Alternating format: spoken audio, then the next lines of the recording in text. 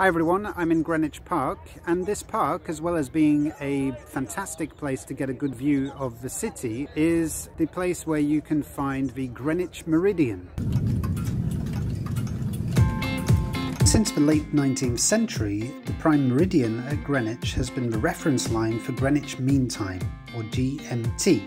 When railway and communications networks expanded in the 1850s, there needed to be an international time standard, and Greenwich was chosen as the centre for world time. Before this, almost every town in the world kept its own local time. On the wall of the Royal Observatory is this clock, which was installed in 1852 and was the first public clock to display Greenwich Mean Time. This is a 24-hour clock, but what's very unusual is that at midday the hour hand points to the bottom rather than the top.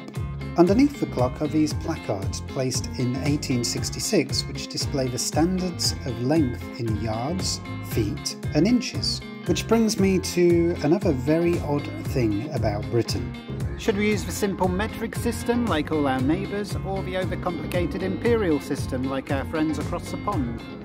I know, we'll use a confusing mixture of the two. So, are you ready? Right, what about temperature? Well, officially, temperature is measured in Celsius, but old folks still use Fahrenheit. Liquids? Liquids are measured in litres, except you can still buy milk in pint bottles, and beer is also served in pints. What about weight? Now it gets even more complicated. Food in supermarkets is measured in grams and kilograms, but on a market, you might ask for the imperial pound of potatoes. In fact, if you're following a recipe, you might find pounds and ounces listed rather than kilograms and grams. When it comes to the weight of a person, at the doctor's you'd be expected to use kilograms, but face to face many people, particularly the older generation, still use stones. Still following me? And height. Some people use centimetres and others use feet and inches.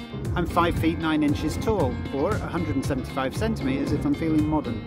As for distance, when driving we use miles. But if you're running or on a bike ride, it's more likely you'll measure in kilometres. Simple, eh? Yeah, I know, we're a weird bunch.